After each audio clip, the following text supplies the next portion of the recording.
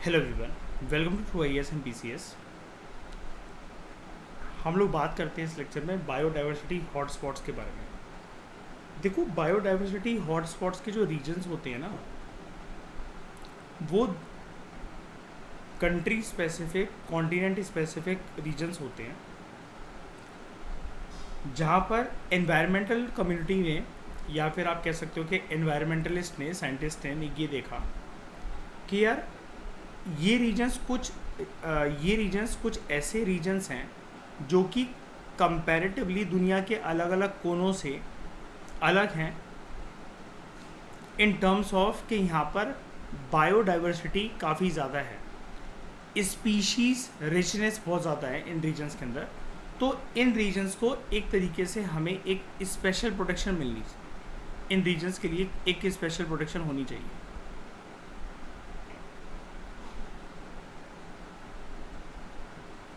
ठीक है, अब देखो, बायोडाइवर्सिटी हॉटस्पॉट्स एक ऐसे रीजन्स होते हैं जहाँ पर स्पीशीज़ रिचनेस काफ़ी हाई होती है and high degree of endemism, यानी कि वो वहाँ के मूल रूप के निवासी हैं और उनको प्रोटेक्शन वहीं मिले, उसी जगह पर मिले तो वो ज़्यादा बेटर है। क्यों?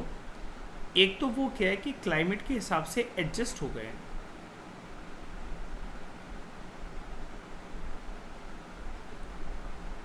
अब क्लाइमेट के हिसाब से जब भी कोई स्पीशीज़ एडजस्ट हो जाती है तो एक चीज़ याद रखना, ये दुनिया में क्या है सारे के सारे,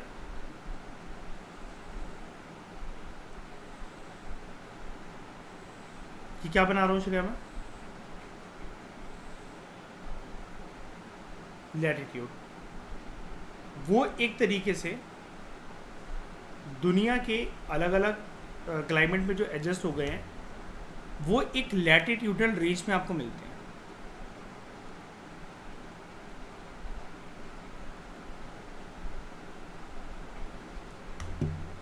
ठीक है, एक ब्रिटिश बायोलॉजिस्ट थे नॉर्मन मायर्स, उन्होंने यही टर्म कॉइन करी थी, बायोडाइवर्सिटी हॉटस्पॉट। ये टर्म इन्होंने ही दी थी, नॉर्मन मायर्स ने, साल 1988 में। उन्होंने बोला बायोडाइवर्सिटी हॉटस्पॉट एक ऐसा बायो जोग्राफिक रीजन होता है, यानी कि जोग्राफी का, किसी कंट्री का, किसी रीजन का एक ऐसा पार्ट है जहाँ पर बायोडाइवर्सिटी सपोर्ट हो, उसको कहते हैं बायो जोग्राफिक रीजन, जहाँ पर आपको जो स्पीशीज़ हैं, स्पेशली प्लांट, उनके अंदर एक्सेप्शनल लेवल ऑफ एंडेमिज्म देखने को मिलेगा, यानी कि वो एक एरिया में ज़्यादा कॉन्सेंट्रेटेड होंगे। इसका मतलब मैं लिख देता हूँ, एक पर्टिकुलर एरिया के अंदर उनकी ज़्यादा कॉन्सेंट्रेशन देखने को मिलेगी हमें, and by serious levels of habitat loss.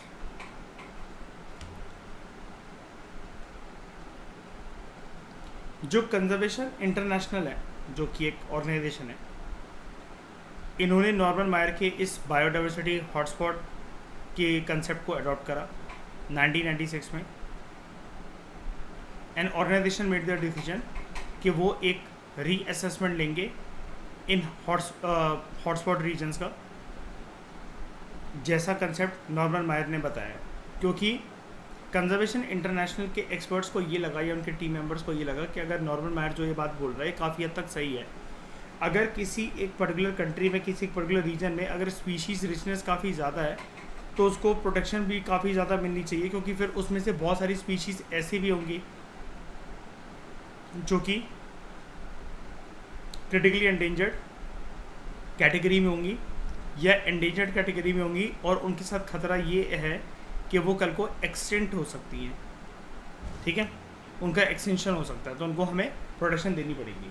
तो अकॉर्डिंग टू कंजर्वेशन इंटरनेशनल, अगर एक किसी भी रीजन को हमें बोलना है as a hotspot region, a region must meet 2 strict criteria. Number 1, it must contain at least 1500 species of vascular plants,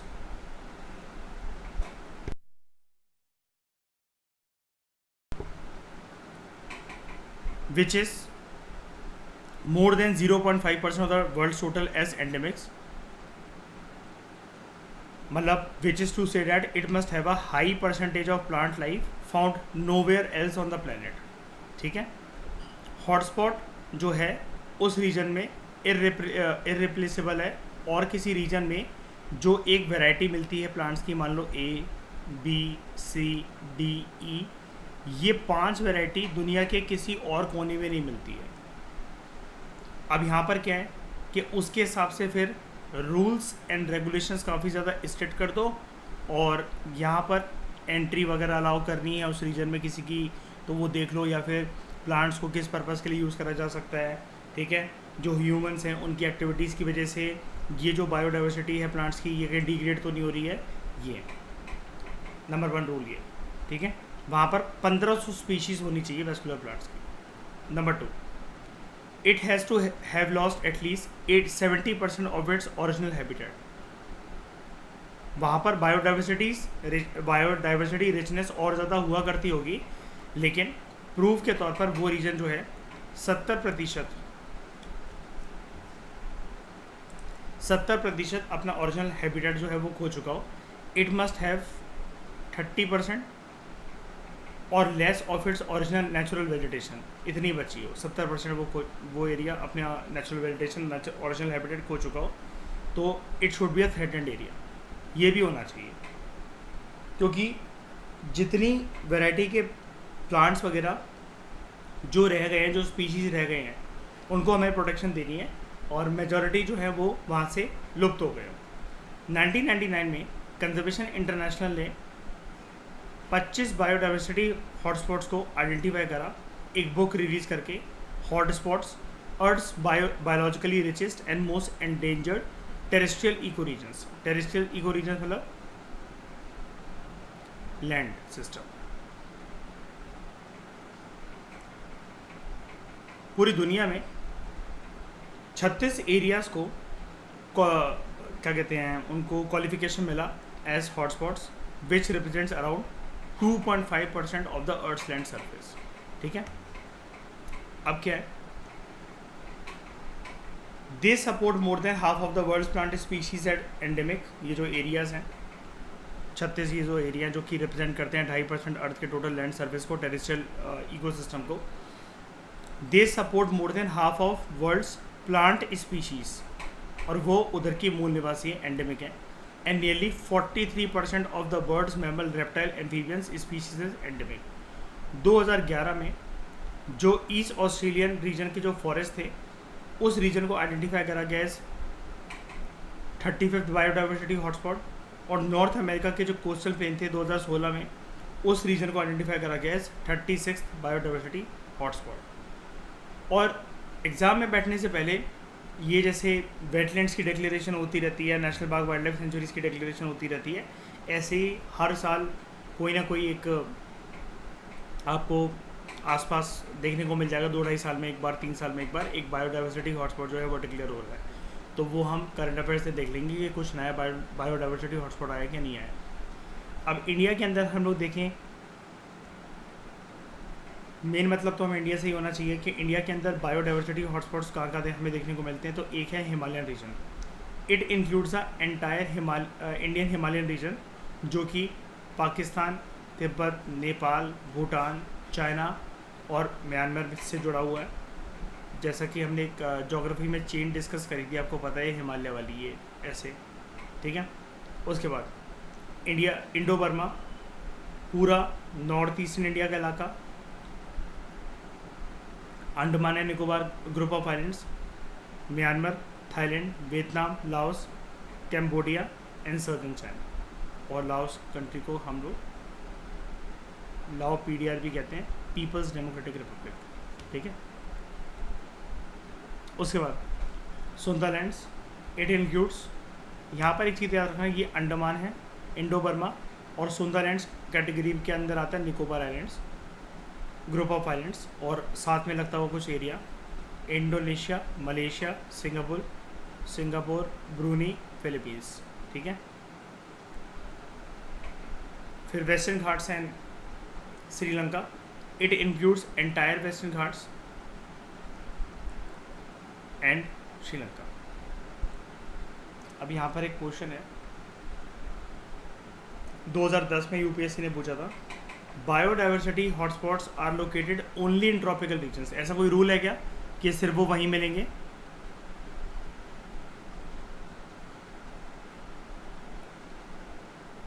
India has 4 biodiversity hotspots: eastern Himalayas, western Himalayas, western Ghats and Andaman and Nicobar group of islands.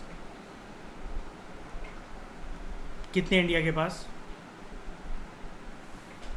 Himalayan reason है, north eastern India है, Andaman group of island है, निकोबार है, western Ghats and Sri Lanka वाला area. तो बताओ, 4 ही है India के पास।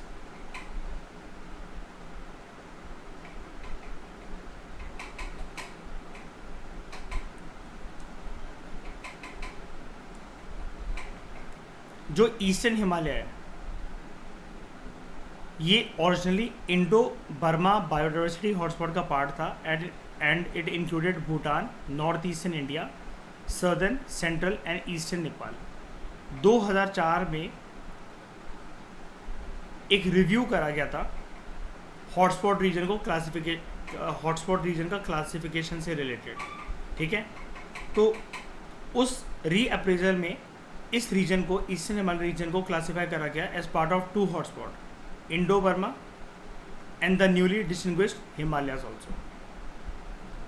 जो हिमालयन हॉटस्पॉट है यहाँ पर आपको बड़ी सारी large birds, mammals including vultures, tigers, elephants, rhinos, wild water buffalo, मतलब जितनी भी स्पीशीज़ के आप अलग अलग रीजन में नाम लो वो आपको हर एक रीजन में देखने को मिलेंगे ही मिलेंगे। ये वहाँ के पर्टिकुलरली आपको जो बायोडाइवर्सिटी है टोपोग्राफी के साथ प्लस क्लाइमेट के साथ प्लस लैटिट्यूड के साथ ये आपको क्या देते हैं? Species variation.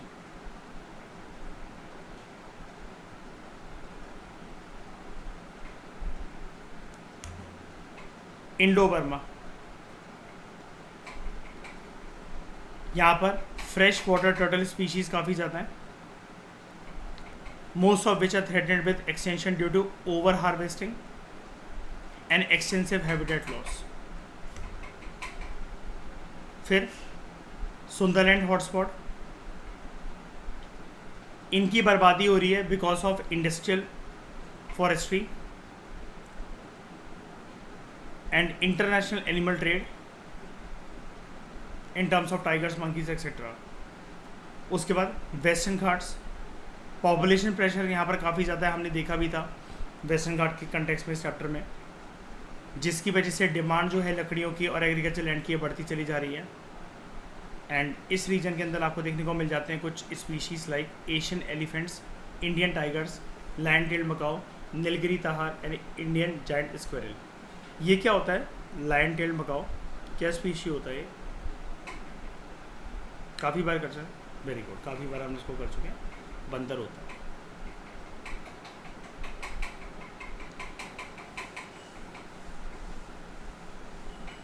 तो यहाँ पर कितने हो गए आपके वैसे, अगर आप इसको गिनो? देखो, देखने को, ग्रुप को बनाने को आपको और मिल सकते हैं। अब ये जो ईस्टर्न हिमालय है, ठीक है, ईस्टर्न हिमालय ना क्या कि हम तो इसको पूरा हिमालय कहते हैं ना, वो तो एक नाम भी दे रहा है ना हमें, इसको तो हम पूरा का पूरा हिमालयन रीजन ही बोलते हैं। इंडो बर्मा हिमालयन हॉटस्पॉट, एक आपका सुंदरलैंड हॉटस्पॉट और आपका वेस्टर्न घाट, ठीक है। तो ये जो नाम जो दे रहा है ना, eastern Himalaya, western Ghats and Andaman, ये नहीं है। तो इसने कौन सा नाम बीच में गायब कर दिया? कौन सा नाम गायब करा बीच में?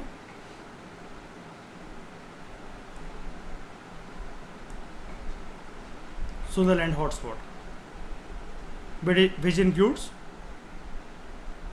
Andaman, Nicobar group of islands. अब जैसे वो अंडमान एंड निकोबार दे रहा है नाम आपका हो गया, लेकिन यार देखो वो बायोडाइवर्सिटी हॉटस्पॉट के जो 4 रीजन बता रहा है उसका नाम सही नहीं बता रहा है। बात ये, इस वजह से ये स्टेटमेंट गलत थी जब ये आंसर, मतलब हालांकि देखो इसमें बहुत लोगों को डाउट था, ये मैं आपको प्रीवियस ईयर क्वेश्चन पेपर में बताऊंगा कि कहाँ पर यूपीएससी की आंसर कीज और जो रियल चीज़ें होती है कभी कभार वेरी करती हैं। अब इसकी इंटरप्रिटेशन में ऐसे तो कोई दिक्कत नहीं है। कैसे दिक्कत नहीं है? क्योंकि जब आप हिमालय की बात कर रहे हो तो हिमालय के अंदर आप ईस्ट हिमालय, वेस्ट हिमालय लो तो वो पूरा हिमालय कवर हो जाता है, ठीक है। वेस्टर्न घाट की बात कर रहे हो तो क्या वो एक कैटेगरी है? बिल्कुल है, वेस्टर्न घाट एंड श्रीलंका एक कैटेगरी है, ये भी कवर हो गया। उसके बाद अंडमान एक कैटेगरी है, जी हाँ, वो हमारे इंडो बर्मा की कैटेगरी में आता है, बिल्कुल है, ठीक है। निकोबार एक कैटेगरी है, निकोबार भी कैटेगरी है, वो सुंदरलैंड की कैटेगरी में आता है। अब आप ये कहो, इसके दो इंटरप्रिटेशन थे जो मैं प्रीवियस ईयर क्वेश्चन पेपर में आपको बताऊंगा। वो ये था, गलत ही है वैसे ये स्टेटमेंट, क्यों? दो चीज़ों से इसको प्रूव करा जा सकता है। एक तो जो ये 4 बायोडाइवर्सिटी हॉटस्पॉट जो ये कह रहा है, एक तो वो नाम कह रहा है कि रीजन कह रहा है, ये भी नहीं पता। और अगर वो ये कह रहा है कि ये 4 रीजन्स हैं, तो रीजन में फिर ये नॉर्थ ईस्टर्न इंडिया क्यों नहीं दिख रहा है? फिर ये नॉर्थ ईस्टर्न इंडिया है कहीं यहाँ पे? नहीं। आप अब अगर कोई बोले कि यहाँ पर ईस्टर्न हिमालयस को अगर इसके अंदर काउंट करा जा सकता है, तो देखो भाई, उसके लिए आपको इतना पता होना चाहिए कि जब ये हिमालयस यहाँ तक ईस्ट साइड तक एक्सटेंशन करते हैं, तो यार वो कर्व भी लेते हैं, तो वो तो हिमालयन रीजन होता है। लेकिन यार ये नॉर्थ ईस्टर्न इंडिया एक अलग से कैटेगरी है पूरी की पूरी, ये इंडो बर्मा रीजन के अंदर, जिसके अंदर अंडमान ग्रुप ऑफ आइलैंड भी आते हैं। इस वजह से इंडिया के पास ये कोई 4 बायोडाइवर्सिटी हॉटस्पॉट जो है, वो तो चलो ठीक है, 4 कैटेगरीज हैं ये हमारे पास, Himalaya, Indo Burma, Sundaland, western Ghats, ठीक है। लेकिन ये नाम सही नहीं है चारों के चारों। ये यहाँ तक अगर सिर्फ इतना छोड़ देता तो फिर भी चलो ये स्टेटमेंट ठीक हो जाता। इसने नाम दे के आगे जो है वो गलत करा। समझ में आ गया ना मैं क्या बोल रहा हूँ? ठीक है। अब जैसे बायोडाइवर्सिटी हॉटस्पॉट्स होते हैं, ऐसे ही होते हैं होप स्पॉट्स।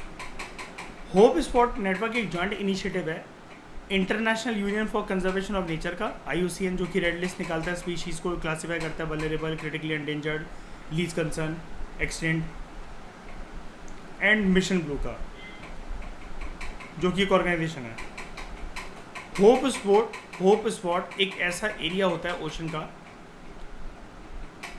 जिसको स्पेशल प्रोटेक्शन की आवश्यकता है because of its wild life and significant under water habitats. ये आप कैसे कह सकते हो?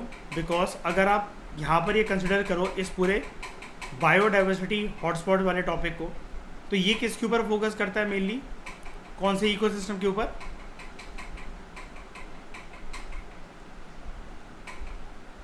टेरेस्ट्रियल,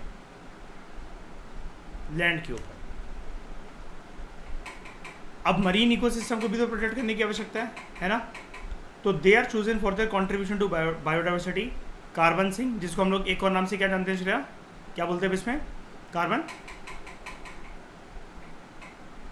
क्या? कार्बन सीक्वेस्ट्रेशन, ठीक है, एन इम्पॉर्टेंट हैबिटेट। तो they can be marine protected area, जिसको डिफाइन करा जाता है IUCN के द्वारा, जिसको स्पेशल अटेंशन की आवश्यकता है। एक बात मैं आपको बता दूं यार, ये जो लाइन है ना, मरीन प्रोटेक्टेड एरिया को कौन डिफाइन करता है, ये अपने आप में एक फिल्म्स का क्वेश्चन आ सकता है, क्योंकि यार ये होप स्पॉट वाली चीज़ ना काफ़ी टाइम से चल रही है।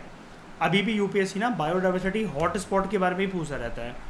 तो आप ये चीज़ याद रखना कि ये कल को ना फिल्म्स के अंदर क्वेश्चन बन सकता है। सिर्फ ये जो मैंने येलो क्वेश्चन मार्क करा है इससे, कि मरीन प्रोटेक्टेड एरियाज को कौन डिफाइन करता है, कौन सी बॉडी। 3-4 बॉडीज़ वो आपको दे देंगे कंफ्यूज करने को, ठीक है। और हो सकता है वो IUCN को गायब करके ये भी बोल दें कि IUCN या फिर मिशन ब्लू के साथ इनिशिएटिव मतलब लेकर वहाँ पर डिफाइन करा जाता है, लेकिन प्रॉपर तरीके से IUCN ही करता है इसको डिफाइन। ये तो एक प्राइवेट ऑर्गेनाइजेशन है मिशन ब्लू, मतलब जो काम करता है इसके लिए। अब इंडिया के अंदर कुछ ऐसे होप स्पॉट्स हैं क्या? यस, हमारे आइलैंड ग्रुप्स, क्योंकि पानी तो वहीं पर है। एक है लक्षद्वीप आइलैंड्स और एक है अंडमान निकोबार आइलैंड्स, ठीक है।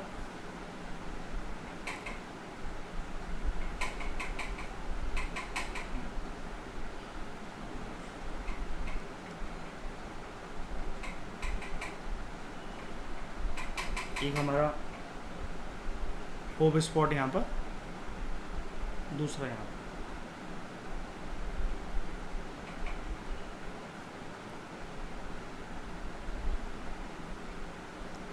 तो इस डिस्कशन में दोस्तों फिलहाल इतना ही। कॉम्प्रिहेंसिव तरीके से हमारा ये जो पूरा का पूरा ये जो चैप्टर है ये हमने कवर करा। आपको इसमें लेकिन लर्निंग की बहुत ज़्यादा ज़रूरत है। बिकॉज बहुत सारे एक्ट्स हैं, बहुत सारे कंसेप्ट हैं, डेटा बहुत सारा है एक्चुअली इसके अंदर, ठीक है। ये treaty, Cartagena protocol, Nagoya protocol, convention of biological diversity, ये आपको सारी चीज़ें लर्न करनी पड़ेंगी। Thank you very much for discussion. Chapter हमारा कंप्लीट हुआ।